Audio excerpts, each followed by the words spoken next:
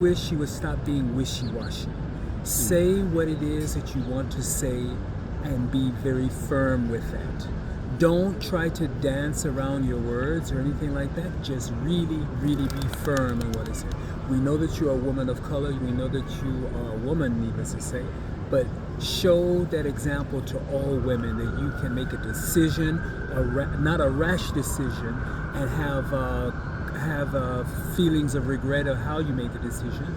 But she just needs to be very, very firm on her decision. Just where do you stand? That's the only problem that I have with her. She's a good choice, but you can't really tell how firm or how just her decision is, because she gives the impression from me that she's very, very wishy-washy. Okay. Now, as we both know, there's never been a woman president. So do you think that there will be a woman president? I think that it possibly could, because they said that about the first Black American president, and he took that nomination and the country by storm. So if he has that suave and that finesse, pass it down to Kamala Harris, then I think she could possibly really get a lot of people's ears open. You know what I mean? Okay. Now, if Donald Trump was to be chosen president again, do you think he will do good by the LGBT community and the Black community? What do you think Donald should do if he is elected as president for the LGBT community and the Black community? These two things are two important issues this year in the election. Oof, that's very hard to say, because by his choosing the running mate that he's just announced, there's a lot of issues about what he said, against people who don't have children, or women who don't have children or choose not to have children. So you can't take a single aspect of someone's being as a person, a living person, whether they're Black, their color, whatever the case is, whatever their sexual identification or anything like that, or whether they choose to have children, or whether they want to partner with someone of the same sex or the opposite sex. You just can't single people out to try to put your agenda to make sure that it's everybody's agenda, because it may not be everybody's agenda. So I just think, in my eyes, I don't feel that Donald Trump really values or really is in touch with the LGBTQ+2 community. I really don't. I just think he's just out there to get that support, to put him in power, because he is in a state of mind of that he is the end all and the be all. And as long as he can garner that, then he can give two shits about the LGBTQ. So I think that's just my instinct and my feeling, that the impression that he's giving on me. And as far as Black Americans are concerned,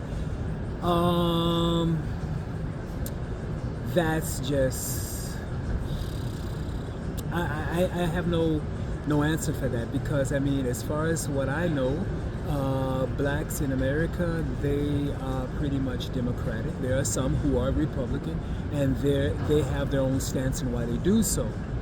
But I don't know. I don't really have a firm answer on how I feel about that. Well, Donald Trump has he has the mindset of business, and men are business. Black men are about business. They're about money, making money. Women are a lot different, because they're more emotional, and they're more about supporting and nurturing for the family and all this kind of stuff. So they're probably more liable to vote for Kamala, because number one, she's a woman. Number two is because she's Black. But this doesn't, the country is in such a state now with the high cost of living. The food is skyrocketing. Jobs in America are declining. People in America are moving all over the place. These are things looking for that American dream that we all be dreaming of all the time. And these things are under fire now. So do you think Carmela, with all of the issues coming up, do you think Carmela can really balance the country out and put it back on track? That's a very tough one to answer because she's a vice president, so her role is not that of a figurehead like a king like a king or a queen of a country or anything like that, but she's just second in command. I don't know how well versed she is about how the country is running and things like that. She's just a second person just in case if the president is incapacitated, right? So I really don't know. I don't know what her potential is. What I do get the impression is that when she speaks, she has to make valid points and make it believable. Because it's good to say, I'm a prosecutor, I did this, this, and this, but you really have to make your words stick. Okay. Now, of course, we know Joe Biden had all of these ailments that we didn't talk about. We didn't talk about him falling down all the time, forgetting where he was, all these different issues that should have been a real concern for the American people in the first place.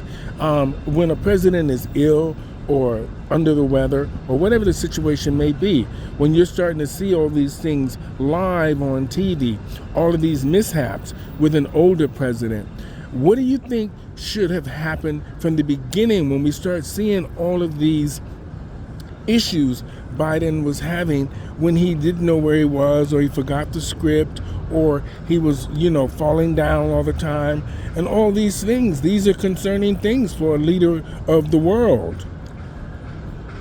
Well, when you're in this sort of position, it's been my impression that everybody is going to have you under a microscope. They're going to see every crook and nanny, every mistake, every fall, every bleep, every blunder, everything about it, right? I really wish I had a sound answer for that. I mean, it's unfortunate that, he was going up the stairs, he tripped and things like this. He forgot a word, he went off script and things like that.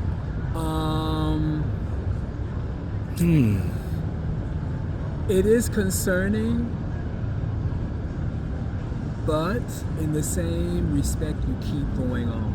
You don't let a small blunder or an ailment stop you from being in a position where you were elected.